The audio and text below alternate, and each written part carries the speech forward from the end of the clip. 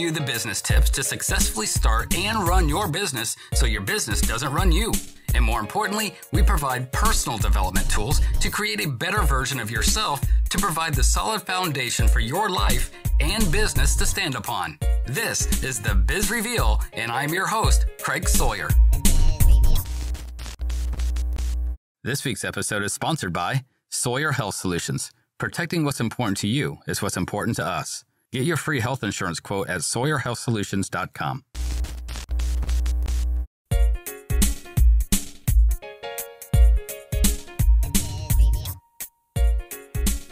Overcoming high-functioning anxiety and imposter syndrome while working in a demanding tech career, Heather Ryder has made it her mission to normalize the mental health conversation. Heather understands how debilitating mental illness can be, especially among high achievers, and helps us identify and overcome high-functioning anxiety and imposter syndrome. After the show, learn more at www.theenergysynergist.com. This is the Biz Reveal podcast with this week's guest, Heather Ryder.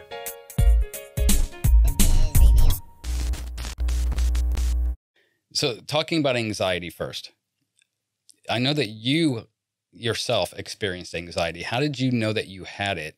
And what was the situation then? What was causing that? Yeah, so it's so interesting. I didn't actually realize that I had anxiety until I didn't have it anymore. It kind of blows people's minds. So I had a very specific type of anxiety. It's called high functioning anxiety. And so most people are familiar with generalized anxiety disorder. They may not know that's what it's called, but if you think about someone who has anxiety, you probably have some ideas in your mind of what that person is experiencing, right? Or maybe looks like panic attacks, or they're shaky or jittery, or they're having trouble functioning, right, in their daily life. Like maybe they literally sometimes can't go out of the house, or they're really impeded by their anxiety. That was not the case for me at all. So I didn't know that high functioning anxiety was a thing because I didn't have any of those symptoms, right, that I was just talking about. So high functioning anxiety is common among very high achievers, goal-oriented people. And in a lot of ways, high functioning anxiety propels the person to actually be more successful. They may be, just like I was, a hot mess on the inside and really miserable, but they're very successful, and they use the anxiety as a tool to like do more and quote unquote, like kind of do better. Okay. And so that was what was occurring for me. Is the best way I can describe this is sort of like having two layers of my brain. So it's like there's the part of me that would seem really present with people or whatever I was doing. And I would often hear a comment like, "Oh, Heather, you're so calm," or "You're so laid back," which is very common with high functioning anxiety. Like outwardly, it is not obvious that someone has it. And I remember when people would say that, I would be thinking, I'm not laid back at all. Like, what are they talking about? Because on the inside, I felt like spastic is the only way to describe it. So it wasn't like you were trying to cover it up. It was just, that was just how you lived, right? That was just like your normal feeling. So you went about your day. So on the outside, it looked fine, but on the inside, you're a mess. So you weren't trying to cover it up. No, I wasn't trying to cover it up at all. So that second layer of my brain, that's like the anxiety part, is the part that would be not in the present moment, that would be thinking about the past very critically. Like for whatever I had done or said, like I would replay conversations over and over in my mind. And I don't mean just for a day or two. I mean, for weeks, I would think about something that happened and just really thinking, "Oh, Heather, you could have done that better. You did this wrong." You know, just analyzing every single thing that happened. And if I wasn't doing that, I was thinking about the future and projecting into what might possibly happen. Like it's like a mental chess game. Like, okay, this scenario might happen. And if that happens, then I'm going to handle it this way. If this scenario happens, I'll handle it this way. If this scenario happens, I'll handle it this way. You know, hypervigilance, so that no matter what happened, I would be prepared and be ready for it. And so I'm sure that sounds mentally exhausting to you. It right? sounds familiar to me, actually. Okay. And I have a lot of questions spinning in my head when you're done here, because that sounds exactly like what I experience every day. So it's so interesting you say that, Craig, because when I talk about high functioning anxiety, the vast majority of the time, someone's like, oh my gosh, that sounds like me. And so there is, all that mental chatter. It's like a hamster wheel constantly running. There's not any peace in that, right? It's like I would have massive insomnia because my brain was constantly going. So I would usually be able to fall asleep okay. But then when I would wake up and, your normal sleep cycles where you come up closer to being awake, the second I would like come up, I'd be like, what day is it? What do I have to do? And I'd start running through this checklist. And then I wouldn't be able to go back to sleep, sometimes for hours, or sometimes I'd be like, oh, I guess I'm up from 3 a.m. and I'm not going back to sleep.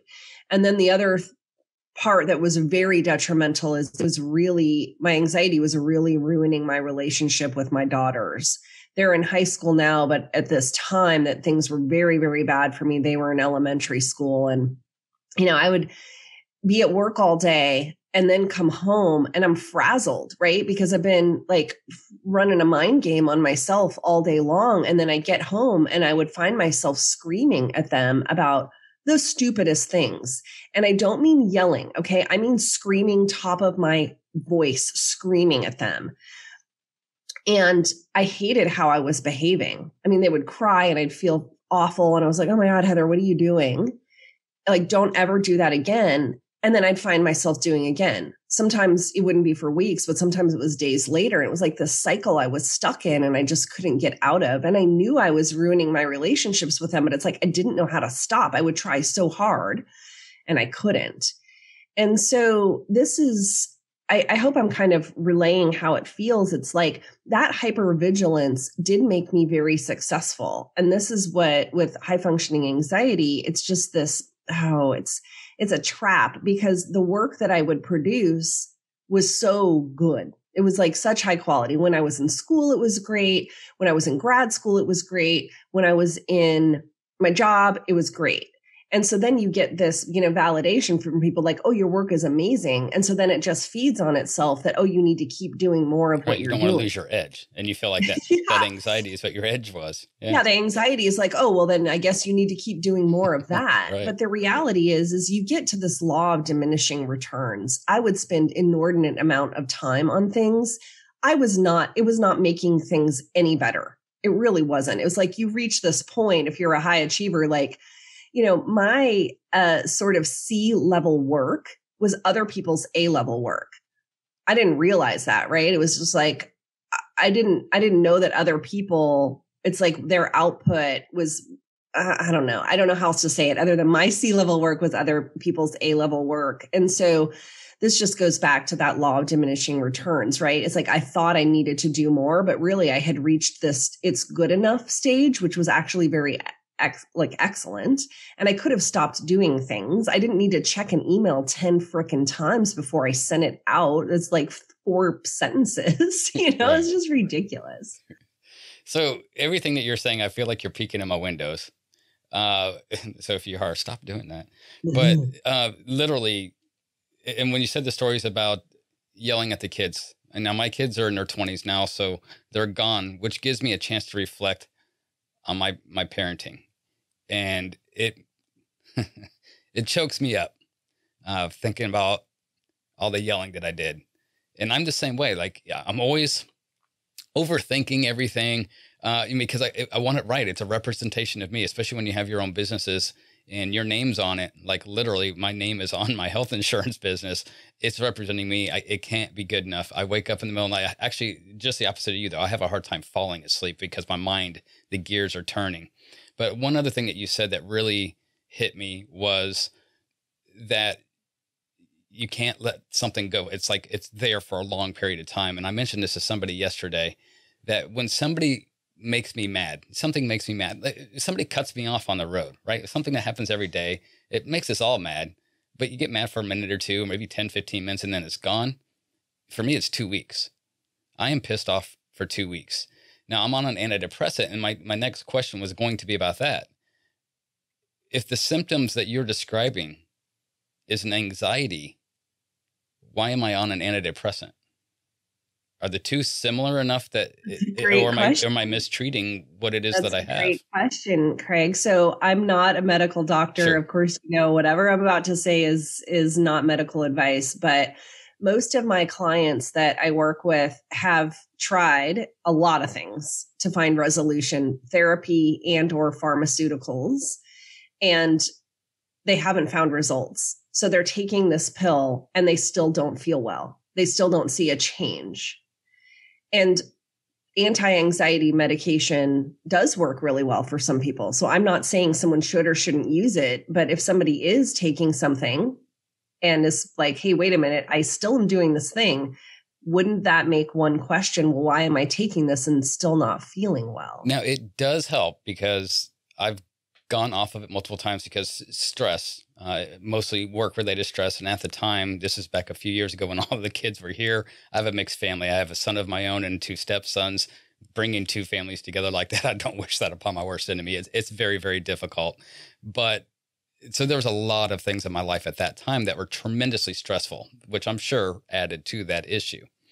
Since then, I don't have the work stress anymore. I don't have the child stress anymore. So I'm like, okay, maybe I don't need the medication anymore.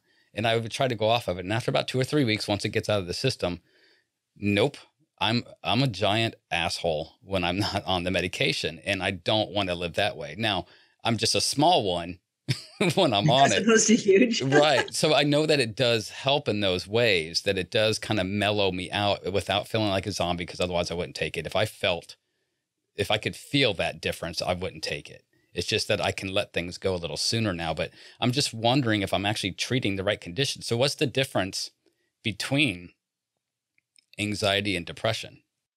Yeah. So, but I'm going to pause because there's a lot of people, I'm on a lot of podcasts and then they'll ask me like, oh, well, what's the solution? And I always give the real answer here. The real answer is not a Band-Aid approach, which Right. For a lot of people, that's what medication is. The real reality is that everyone, whether they know it or not, has past experiences and past traumas in their life that have caused limiting beliefs, have caused subconscious programming, have caused emotional stuff to occur. And that's why people have anxiety, is because of those past things that are essentially weighing them down. And so if somebody wants a real resolution, you have to work on the core traumas, the core reason that you have anxiety. And when I talk about traumas, because I hear this a lot, people will be like, nothing traumatic happened to me. They look back at their life and they think that trauma looks a certain way, because we all know there's horrific things that happen to people, right? And I call those big T traumas. So they're thinking, well, I never was raped. I never was, fill in the blank with this horrific thing. And so they think, well, I never had anything traumatic happen to me. I was never in war, like those things that we think are traumatic. But we all have little T traumas, because when you're a little kid, when you're 5 years old and you're shaping your view of the world, things happen to you that are not big T traumas, but from your 5-year-old perspective, it shapes the way you see the world and see other people and see yourself. And so when you're an adult and you look back, you think, well, nothing happened to me. But that's because you're not 5 anymore. You don't have a 5-year-old perspective, right? And so the real reality is, if somebody wants lasting change, they have to get at the root cause of why they feel the way that they do, which is why I'm saying for a lot of people, they take medication and they're not finding a resolution. It's because they're not working on the reasons that they feel the way that they feel. And that's huge right now, because everybody hears about big pharma, right? I mean, we see commercials, which I never really understood why they have commercials for medications that you can't just go pick up off the shelf. You have to get from your doctor anyway. I'm not trying to learn how to be a doctor, but I believe exactly what you're saying as far as, you got to get to the root source. What's causing the anxiety in the first place? Why do I blow up at people? Well, maybe I have some anger issues. Well, what's causing the anger issues, right? So, but yeah, and it's something that I've been working on for years, and I hope a lot of other people do too, because what's really bad is when I can see it in others, and when you see yourself in somebody else, that it's like a mirror. You're like, oh my God, I do that. Is that what I sound like? So I definitely want to fix that. That's really powerful. That's a powerful observation. And by the way, that goes back to something that, I want to illustrate is that our perception of reality is completely based on what has happened in the past, right? This is what I'm talking about, like the limiting beliefs, the subconscious programming. So it's like a lens that we're looking through. And this is why we all have heard about this before, where you have like witnesses to a crime and everybody's saying something different, even though they all were there. And you're like, well, how can they be saying something different? They all saw the same thing, but they didn't, because they saw it from their perspective. And so I love that you said a mirror, because when we are experiencing life, we are experiencing it from our perspective. And so anytime we have any sort of a reaction to something or to someone, it's from our vantage point of that lens that we're looking out at. And I'm sure you've heard this. It's like anything that you don't like within somebody else is actually because you don't like that about you, because that's your perspective. And so you can see something and it's you looking and saying, that's true for me. And I'm seeing that in them. And it's very awakening when you see that too. But on the flip side of that, the good side is that you notice it. Right? It'd be even worse if you didn't even notice it and you just went about your day and thought everything was normal and you don't recognize the issues that you have. And surrounding yourself with the right people who will let you know, when you're doing something that you probably shouldn't be doing or saying in those ways. How can somebody manage anxiety, right? Because I think it's one of those things, and correct me if I'm wrong, but I believe that anxiety is just going to be something that's going to happen to all of us, regardless of what we do. It's just how much of it and how we manage it, how we deal with it. So how can we manage that? Because anxiety and stress are very similar, are they not? They are similar and they confuse people, and I understand why. And so there's situational. Okay, so stress is very situational. It's you're in a situation and it causes you to have stress. And then when the situation is gone, you go back down to being normal. You're not stressed anymore. Anxiety is persistent and chronic. It's there all of the time. And so I would say you can manage stress, and you can also know that sometimes stuff's going to happen. Maybe like a good example is a lot of people have a fear of public speaking, right? And so they know they're going to have to do a presentation at work. They get all stressed out. They do it. And they're like, oh my gosh, I survived. I'm not dead. It's fine. Right. But then if you want to, so this is like the managing the anxiety. I think what you just said is a great question, but I'm going to say, I think you can manage stress and you can have coping tools for anxiety so that you are functional. And I'm happy to mention some of those, because the reality is some people just need to get through the day while they're working on the core issues, right? But I do want to come back to, if you have persistent chronic anxiety for years, you deserve to feel great.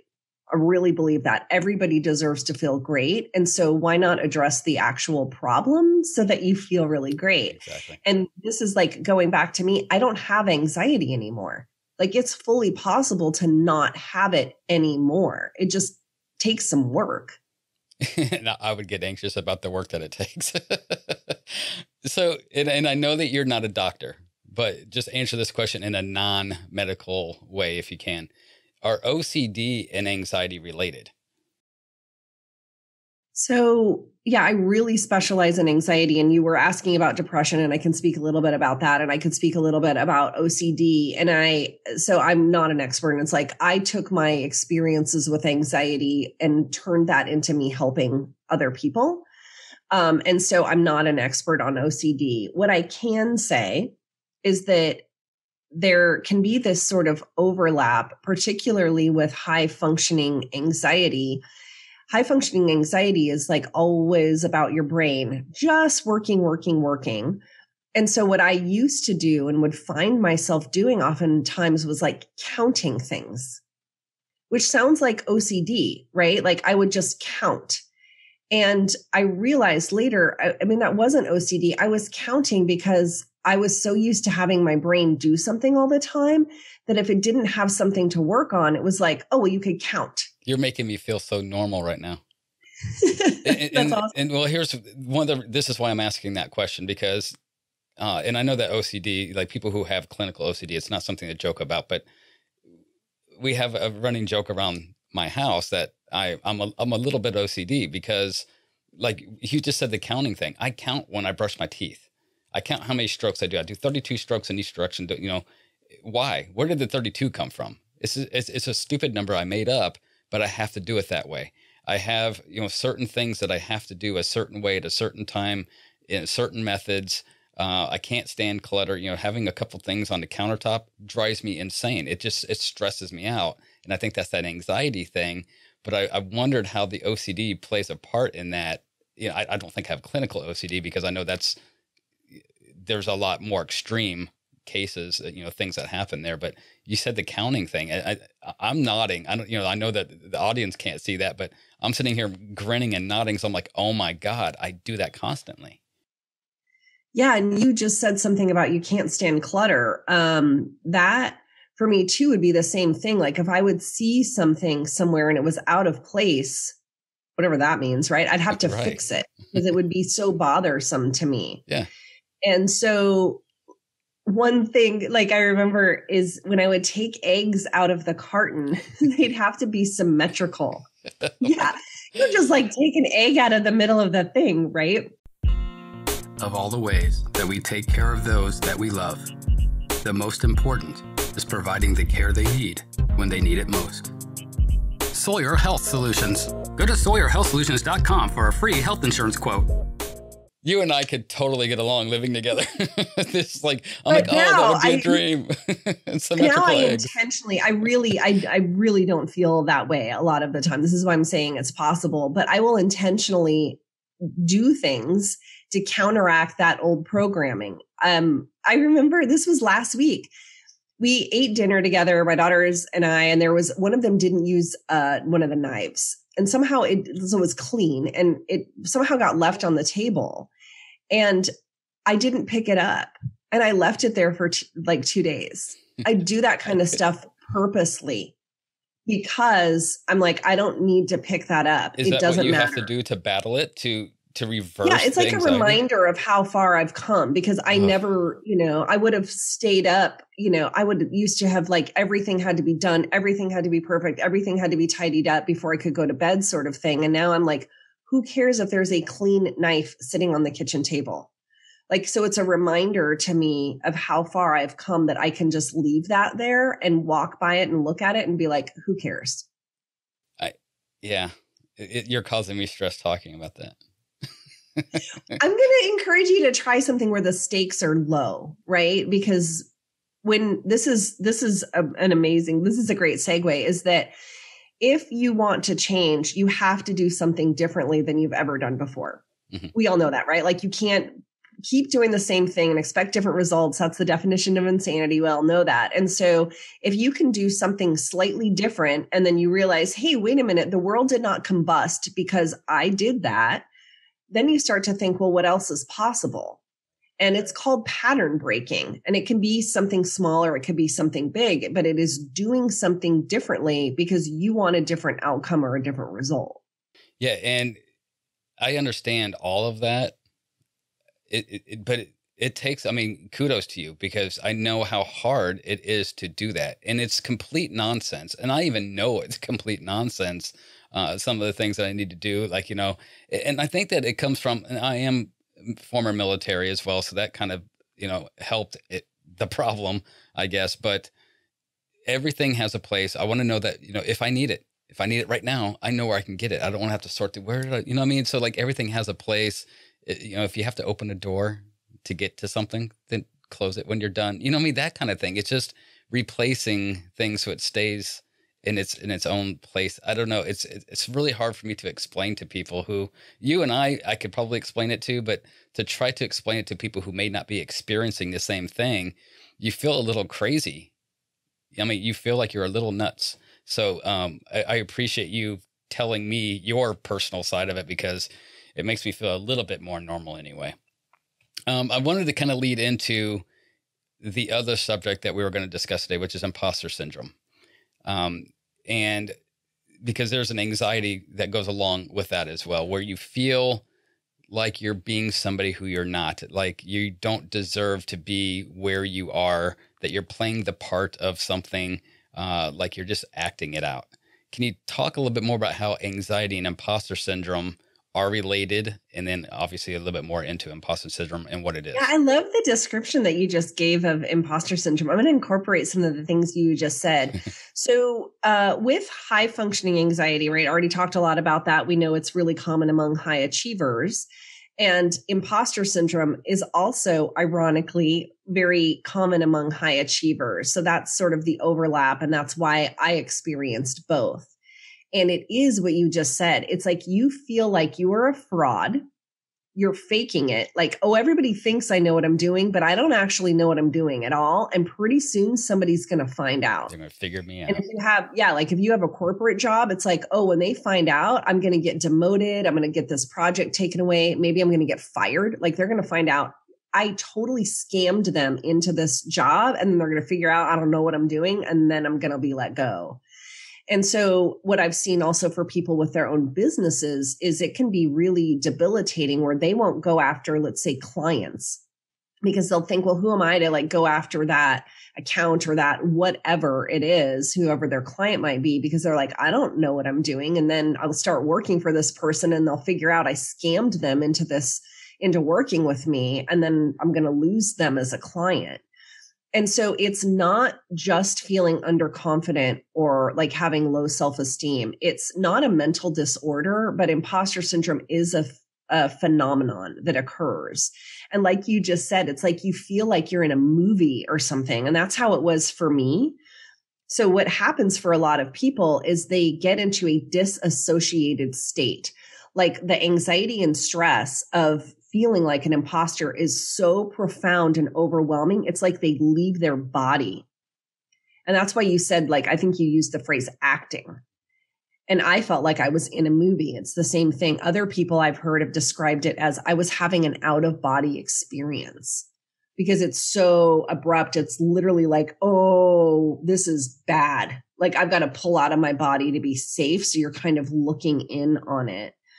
And so we can see how this would really affect someone negatively, right? Like if you have a corporate job, people won't speak up in meetings because they think my ideas aren't valid, right? Like who am I to talk about anything? I got to keep myself on the down low.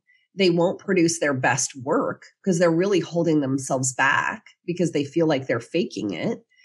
People with imposter syndrome, also, they're not going to ask for raises. They're not going to try and move up into a higher level position. One of my clients that I'm working with right now, she got laid off from her corporate job at the beginning of the pandemic and thought, well, wait a minute, I can do this as my own business.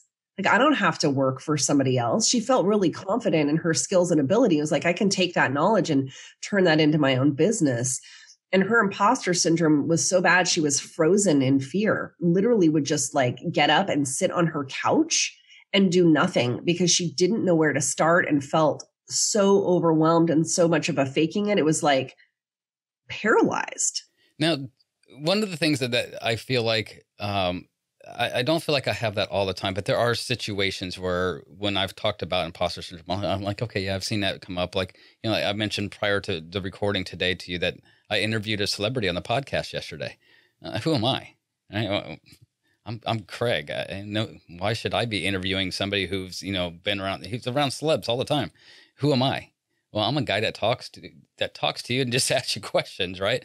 But I've noticed that one of the symptoms that I think, or I don't know if you'd call it a symptom or result of, is that when I don't take compliments well. And when somebody gives me a compliment, I'll say thank you, but immediately afterwards, I'll name at least one or two things that I did wrong. Instead of just taking the compliment and living in the moment and basking in the acknowledgement, I feel like I have to back it up and say, yeah, that was pretty cool, but I had this and this, you know what I mean? And I actually had somebody tell me, dude, just take the compliment. Would you consider that part of the imposter syndrome kind of thing? I do think it is. Yeah. Because when people have imposter syndrome and they're in whatever the situation is, like you're interviewing this celebrity or fill in the blank with whatever the thing is, they feel like they got lucky. a lot of the Exactly. time, like, oh, this just got dropped in my lap. This is not because of who I am. It's like I lucked into this or I knew the right person. It's not because of me. So, and that's sort of what I heard you describing, because you're like, who am I? I'm Craig. Yeah. And then you're like, well, wait a minute, but I'm a guy who talks to people and that's what I'm doing now. And you also described something that is when imposter syndrome really starts to come up for people. It's generally when they're doing something new. Right. And so it may look similar on the outside, right? Like I gave that example of this woman I'm working with. She felt totally confident in her role working for someone else, but then she left and is starting her own business. That's actually very new, even though the thing that she's doing is the same. Running a business is completely new. And so I've seen this time and again, and I present on imposter syndrome a lot, and I'm presenting this weekend, and this is great. I'm talking to a bunch of technical people who work in technology, and one of the organizers is very high level in his job, and he said, "I'm excited to hear your presentation." He goes, "Because the higher I get in my career, the more I'm noticing imposter syndrome." And it's because you keep bumping up against something new. And then that's when the self-doubt comes in. It's because, well, yeah, I know I did that before, but I've never done this way before. And did I just get lucky? Did they trust that I knew what I was doing when I actually don't know what I'm doing? But we never know what we're doing until we do it, right? I mean, so I guess it's kind of it's a cycle, and it's so related to confidence. Because like you said, you can have the most, I'm a pretty confident guy. Now there's situations that I'm in sometimes that I'm not, like I'll back down. But with the things that I know that I know, and the things that I do well, and I know that I do them well, yeah, I'm super confident. But like you said, when that new thing comes up, I'm like, oh, damn, can I do this? So how does somebody who's normally a confident personality type, why would they have those kinds of doubts about themselves? Yeah, I mean, it is paradoxical, right? And that is why imposter syndrome is common among high achieving people. That's the irony of it. It's like people who have accomplished things and then they're up against something new. And so there's lots of ways to sort of tackle imposter syndrome and recognize it. And that you're right. It's like you have to look for evidence of past success. And you also have to know you've got to learn as you go. Everybody is doing something new for the first time at some point. And so if somebody has a role and then they come up against something new, it's generally not like, oh, I used to be this and now I'm like a brain surgeon, right? It's like you did whatever you were doing and you're bumping up to the next stage. So you've got to know, well, you know how to do these things. You don't have to know everything all at once. And this is called just-in-time learning. It's like, okay, I'm here now and I need to get up to this next level. So I've got to learn as I go. And you don't need to know everything all at the same time. As an example also of this, it's very common for people with imposter syndrome to feel like they need more education or they need certifications. There's a big difference between learning something because you're interested in it and it might be valuable to your career versus you have to do it to show to yourself and other people that you're actually legitimate, right? There's a very big distinction in there. And so, going back to your example, let me ask you this. How many podcasts have you recorded so far before you talked to that guy yesterday? There's about, I believe, 46. So yes, it wasn't luck. I've worked really hard to get to that point. Yeah. Yeah. And I'm sure that when you decided to start a podcast, I'm sure you researched a number of things, right? Yes. Like you needed to know your equipment and, you weren't just like, oh, I'm just going to record this and hope it works out. So you did educate yourself. And then, you've got all this experience now and 46 conversations. I'm sure you learned so much along the way. You probably had a couple of recordings where you're like, oh my gosh, the sound quality of that was awful. Oh, I do not like going back to my first 10 episodes because you're like, oh my gosh, really? Because you do. It's a continuing process as with anything. You're continually learning and getting better. Right. And so that's with imposter syndrome, that is you recognizing, well, wait a minute. I know how to get myself from point A to point B. I'm going to, and also reframing things so that they're not looked at as mistakes. because you couldn't be sitting here with me today, number, whatever, 50-ish that you're recording if you hadn't done those at the beginning. And it's like, as an example, I have a YouTube channel. My first videos were awful. I wound up going back and deleting them all because I had put them up for a while, and then I, progressed and got better. And I looked at those and I was like, those are so bad. But I just decided when I started to not worry about perfection and that I was going to have to start somewhere. And I didn't want to be frozen in fear and never make them. So I just made them. And I was like, okay, those were not good. And that's fine. I mean, that was all part of the process to get now. And I'll be somewhere else later and I'll look back at the ones I'm making now and be like, wow, those weren't that great either. And that's fine. And you just said something important too, where, like this failure to launch thing, which I think, and there's multiple reasons for this.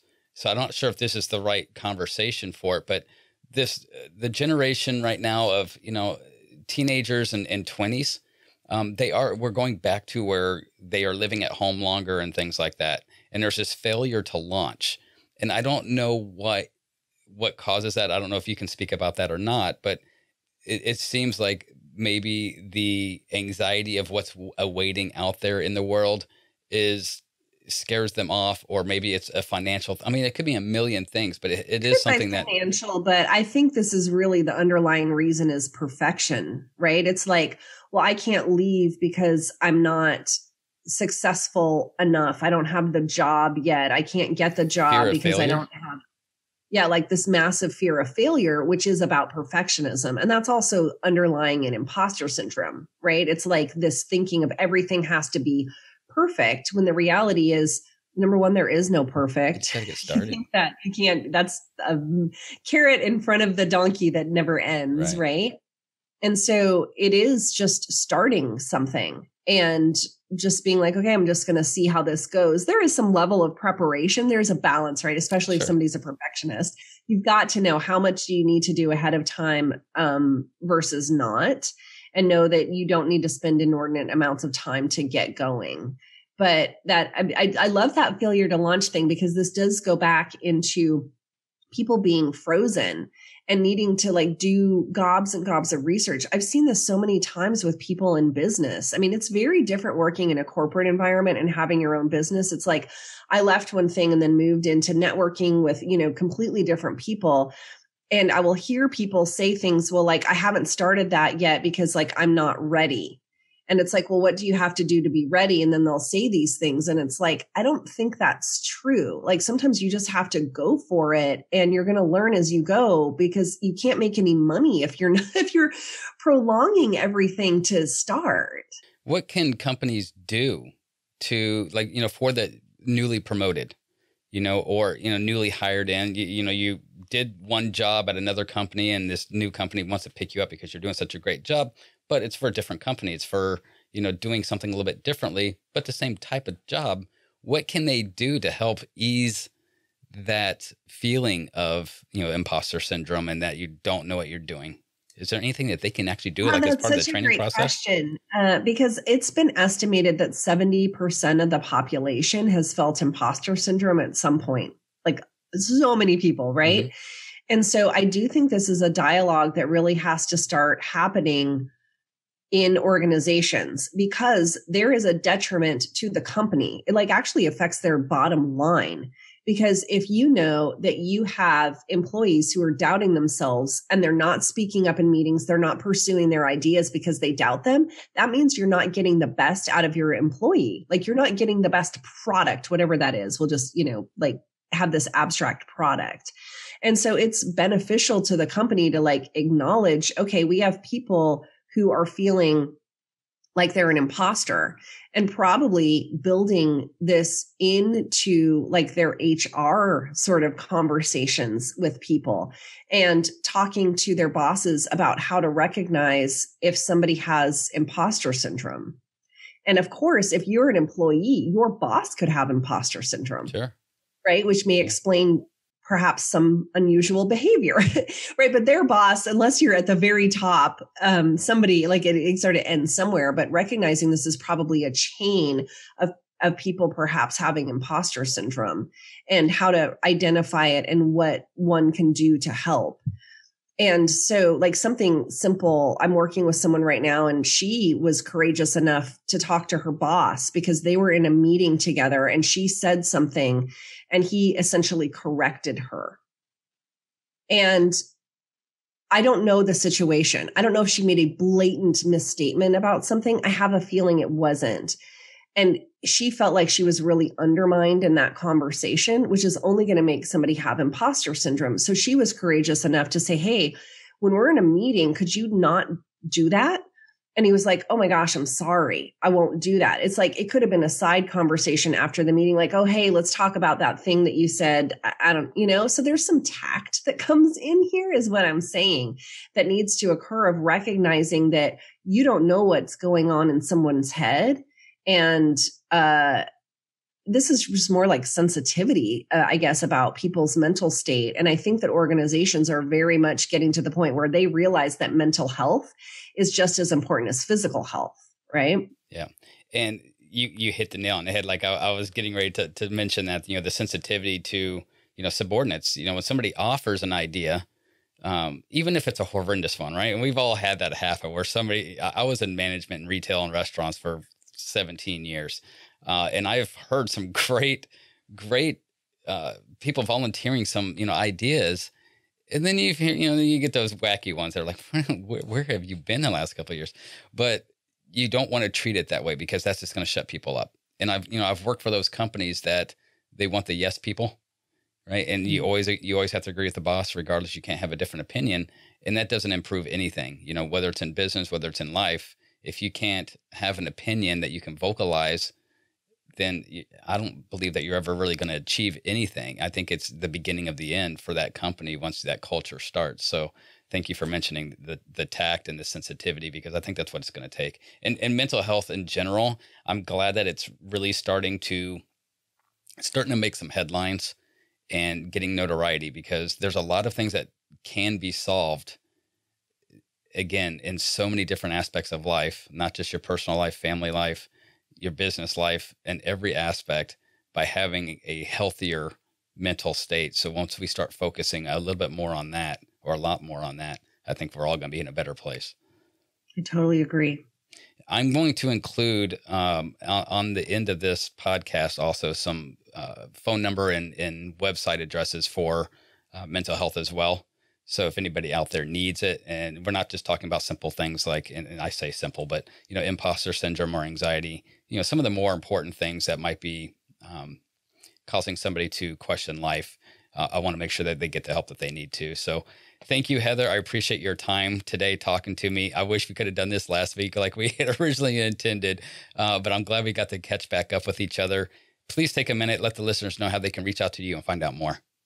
I loved chatting with you. Well, you can just find my website in the show notes, and I am on tons of podcasts. So if you're listening to this, you like podcasts, right?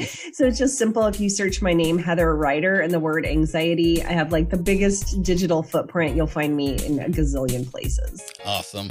Thanks again. Thank you so much. It's so important to talk about these things. Yes, thank you. And you're welcome. Thank you for joining us this week. Go to our website at thebizreveal.com to catch all of our past episodes. We're available on all podcast apps, or you can watch any of our episodes on the Biz Reveal YouTube channel. I'm Craig Sawyer, and this is the Biz Reveal. Till next time.